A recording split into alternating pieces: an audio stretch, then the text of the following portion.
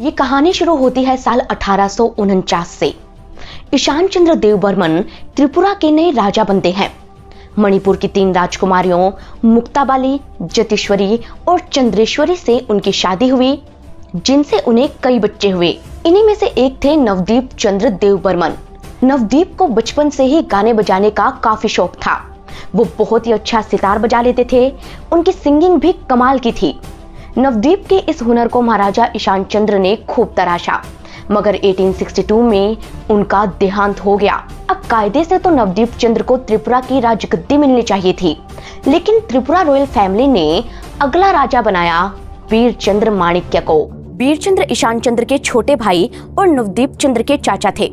होने को तो चाचा भतीजे में अच्छा रिश्ता था, फिर भी राजगद्दी ना मिलने से दुखी नवदीप ने अगरतला छोड़ दिया और कोमिला शिफ्ट हो गए, जो आज बांग्लादेश में है।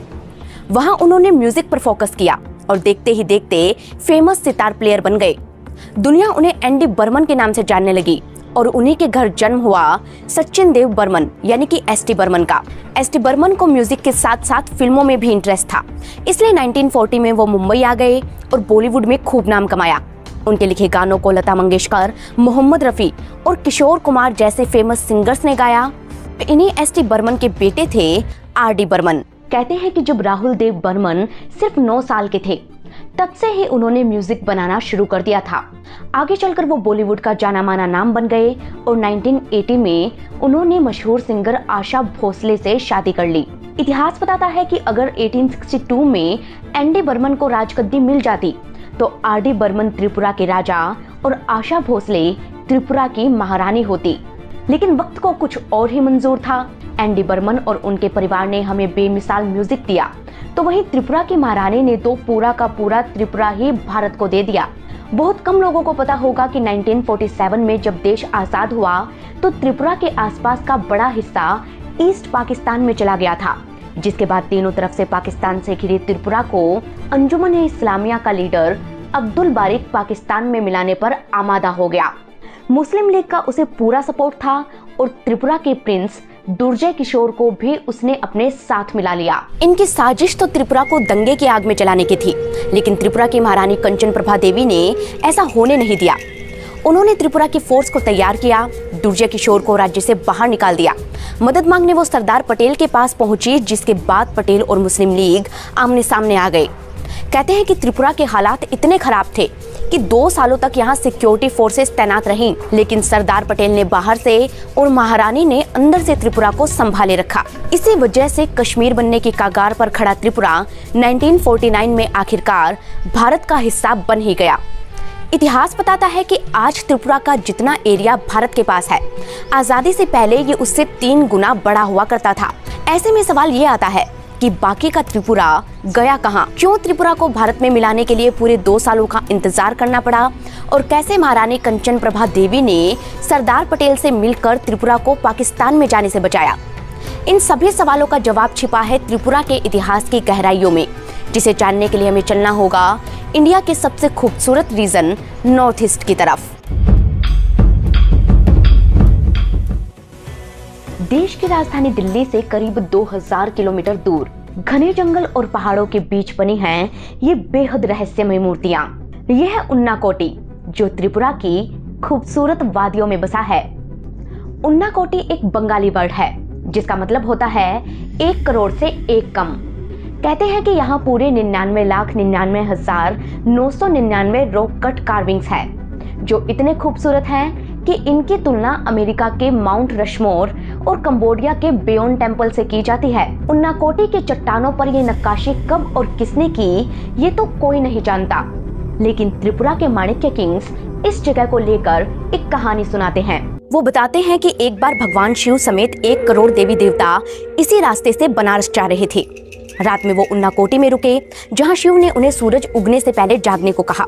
रात में सारे देवी देवता सो गए, लेकिन अगले दिन जब शिव वहां आए तो देखा कि सूरज उगने के बाद भी कोई नहीं जागा। ये देख शिव को बहुत गुस्सा आया और उन्होंने सबको पत्थर बनने का श्राप दे दिया। इसी के साथ 99,99,999 देवी देवता पत्थर बन गए और इस जगह का नाम पड़ गया उन्नाकोटी। आज उन्नाकोटी को देखने टूरिस्ट देश विदेश से त्रिपुरा आते हैं, लेकिन एक वक्त वो भी था जब यहाँ के ज्यादातर इलाके पर घना जंगल हुआ करता था। इन जंगलों में ही छोटे छोटे कबीले हुआ करते थे और हर कबीले का अपना एक राजा होता था। तभी तो एक वक्त पर त्रिपुरा में 185 राजाओं का राज हुआ करता था। हालांकि साल 1280 आते आते राज्य के ज्यादातर इलाके पर त्रिपुरी बरोक डायनेस्टी ने कंट्रोल कर लिया। त्रिपुरा के इतिहास की कहानी हमें राजमाला में मिलती है। कहते हैं कि जिस तरह कल्हण ने राजतरंगिणी में कश्मीर का इतिहास लिखा, उसी तरह त्रिपुरा के राजपुरोहितों ने राजमाला में त्रिपुरा का इतिहास लिखा था। राजमाला को 15वीं सेंचुरी में लिखा गया, जिसके मुताबिक त्रिपुरा पर 5000 सालों से देव बर्मन राजा राज किया करते थे। ये राजा चंद्र के वंशज थे, जो पांडवों के अच्छे दोस्त हुआ करते थे। महाभारत के युद्ध में उन्होंने पांडवों का साथ दिया था। उन्होंने त्रिपुरा के फोर्स को कौरवों से लड़ने के लिए कुरुक्षेत्र भेजा था और जब युधिष्ठिर राजा बने तो उनके ताजपोशी में शरीक होने वो खुद इंद्रप्रस्थ आए थे। राजमाला में लिखी ये बातें कितनी सच है, ये तो कोई नहीं जानता, लेकिन हिस्टोरियन बताते हैं कि सदियों पहले त्रिपुरा नॉर्थ ईस्ट की 3 प्रमुख रियासतों में से एक हुआ करता था। मणिपुर, कूच बिहार और त्रिपुरा, ये नॉर्थ ईस्ट के मेन प्रिंसली स्टेट हुआ करते थे, जिनमें त्रिपुरा बीच में था। इसके एक तरफ मणिपुर था, दूसरी तरफ बंगाल, तीसरी तरफ असम था, जहां अहोम किंग्स रूल किया करते थे। त्रिपुरा के ईस्ट में कछार राजाओं का राज था और ऊपर की तरफ अरक्कन था, जहां रोहिंग्या रहते थे। उस वक्त त्रिपुरा काफी बड़ा हुआ करता था और ये 2 अलग अलग ज्योग्राफिकल रीजन में बंटा था। इनमें से एक था मैदानी इलाका, जहां बंगाली बोलने वाले हिंदू मुस्लिम रहते थे और इसे प्लेन त्रिपुरा कहा जाता था। वहीं दूसरा था पहाड़ी इलाका, जहां घने जंगलों में अलग अलग ट्राइब्स रहा करती थी। इसे हिल त्रिपुरा कहा जाता था। प्लेन त्रिपुरा में नोआखली, कोमिला और बहुत सारा वो एरिया आता था जो आज बांग्लादेश में है। वहीं त्रिपुरा की राजधानी हुआ करती थी उदयपुर, जो अगरतला के करीब बसा था। हजारों साल पहले उदयपुर का नाम रंगमती था, लेकिन 1567 में त्रिपुरा के सेनापति गोपी प्रसाद ने राजा अनंत माणिक्य का मर्डर कर दिया और खुद यहाँ के राजा बन गए। उन्होंने अपना नाम बदलकर उदय माणिक्य रखा और रंगमती का नाम बदलकर अपने नाम पर उदयपुर रख दिया। 1100 वर्षों तक उदयपुर त्रिपुरा की राजधानी रहा, लेकिन 1760 में राजा बने कृष्ण माणिक्य ने अगरतला को त्रिपुरा की नई राजधानी बना दिया। उन्होंने ऐसा क्यों किया, इसके पीछे भी एक कहानी है। इतिहास बताता है कि साल 1600 आते आते मुगल त्रिपुरा के पड़ोस में आ गए थे। त्रिपुरा के पड़ोसी बंगाल पर नवाबों का राज हो गया और नवाब त्रिपुरा को भी हड़पने की फिराक में थे। नवाबों ने कई बार त्रिपुरा पर हमला किया और वहां का बहुत सा इलाका जीतकर बंगाल में मिला लिया। इस तरह प्लेन त्रिपुरा का ज्यादातर हिस्सा नवाबों के पास चला गया, जिसमें उदयपुर भी था। इसीलिए त्रिपुरा के राजा को अपनी राजधानी शिफ्ट करनी पड़ी और नवाब उदयपुर में सरकारे उदयपुर नाम से एक सेमी ऑटोनोमस गवर्नमेंट चलाने लगे। कहते हैं कि राज करने के लिए त्रिपुरा के राजाओं के पास सिर्फ पहाड़ी इलाका बचा था, जहां की जमींदारी वो खुद वसूला करते थे और प्लेन त्रिपुरा की जमींदारी मुगलों को मिलती थी। 18वीं सेंचुरी तक ऐसा ही चलता रहा, लेकिन फिर आया साल 1757। बंगाल के नवाब सिराजुद्दौला और ब्रिटिशर्स के बीच बैटल ऑफ पलासी लड़ा गया और इस जंग में नवाब हार गए, जिसके बाद बंगाल पर अंग्रेजों का कब्जा हो गया। उन दिनों त्रिपुरा के राजा थे बीरेंद्र किशोर माणिक्य, जिन्होंने मौके का फायदा उठाकर ब्रिटिशर्स की तरफ दोस्ती का हाथ बढ़ाया। इस इलाके में पैर जमाने के लिए ब्रिटिशर्स ने भी उनसे दोस्ती कर ली और चकला रोशनाबाद की जमींदारी उन्हें वापस लौटा दी। दरअसल ये चकला रोशनाबाद ही प्लेन त्रिपुरा था, जिसमें कोमिला और नोआखली जैसे डेवलप एरिया आते थे।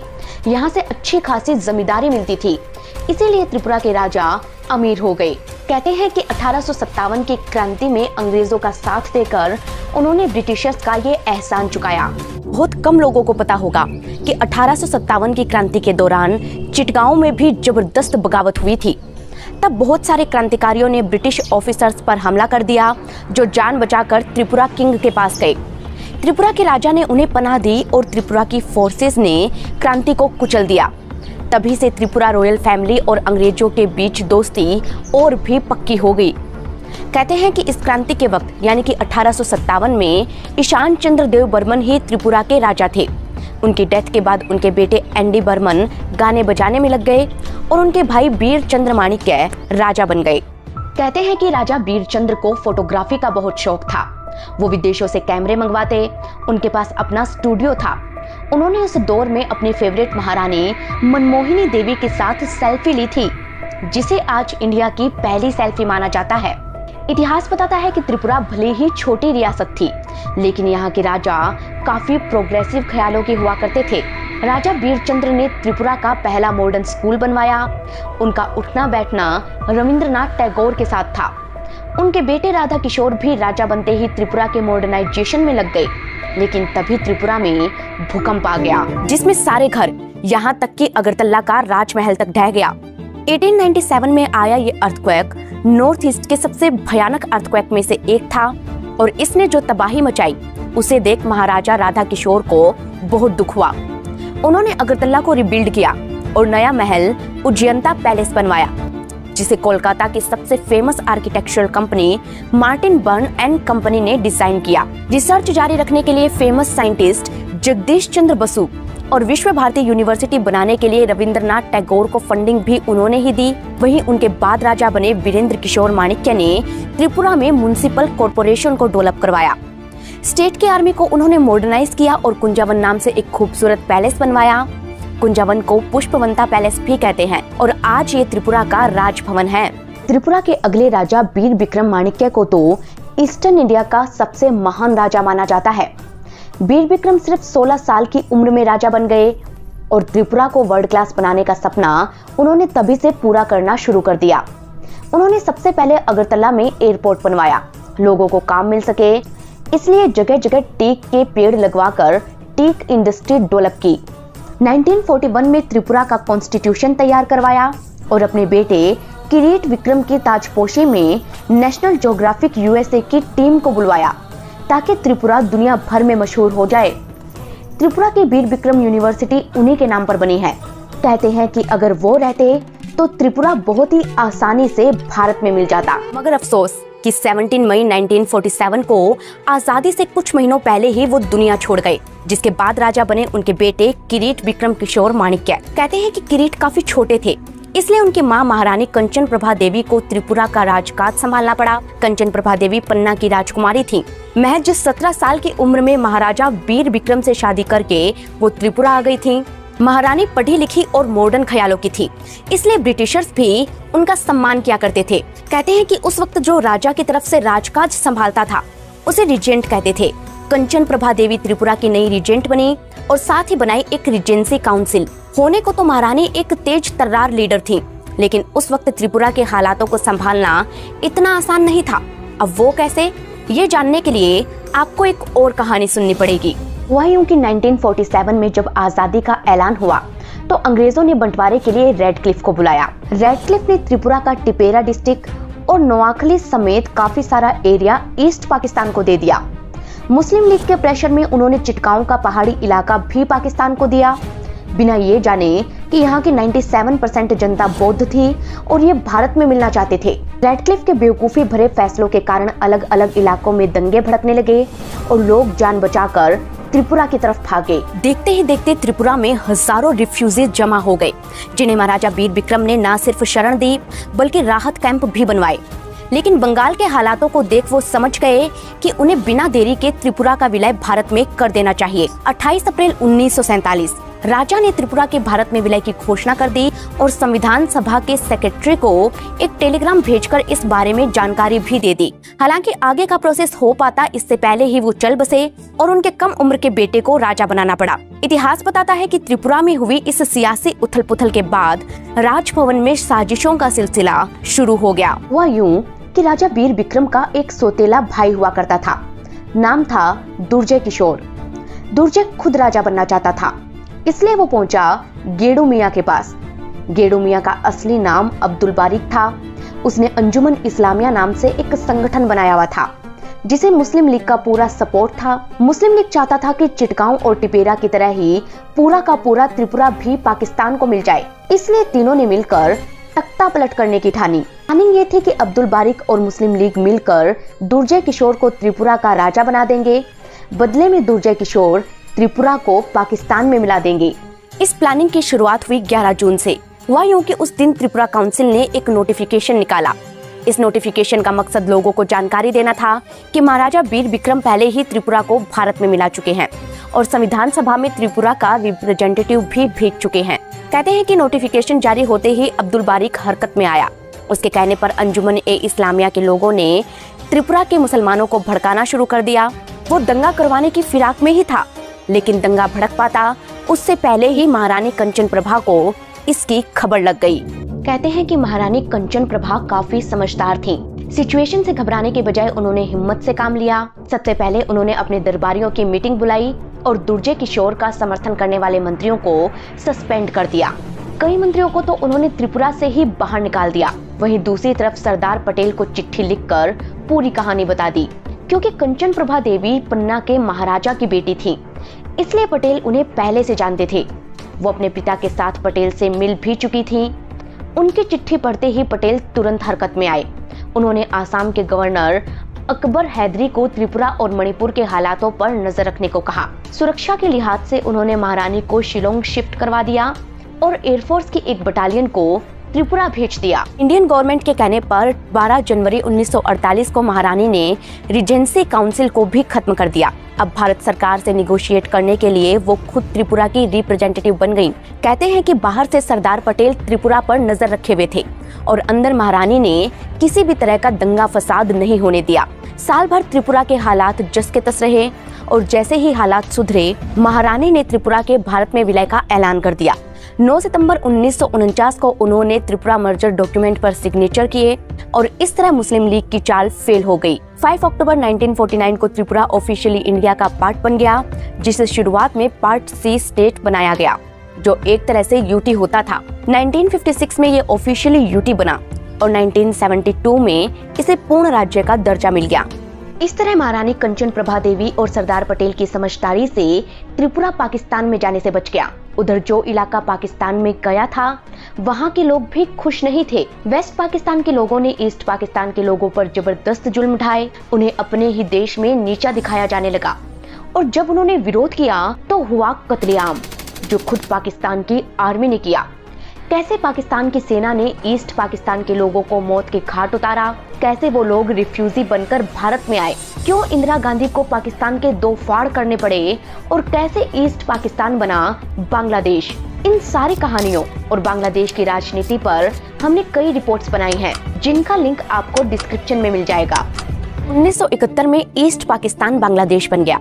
1989 में महारानी कंचन प्रभा देवी का देहांत हो गया। इसी के साथ राजे रजवाड़ों का जमाना जाता रहा और महाराजा किरीट विक्रम किशोर देव बर्मन ने पॉलिटिक्स ज्वाइन कर ली। वो और उनकी पत्नी महारानी विभू देवी कांग्रेस के टिकट पर त्रिपुरा के सांसद रहे। हालांकि भारत का हिस्सा बनने के बाद त्रिपुरा पर ज्यादातर राज लेफ्ट का रहा। कहते हैं कि कम्युनिस्ट पार्टी आजादी से पहले से ही त्रिपुरा में काम कर रही थी।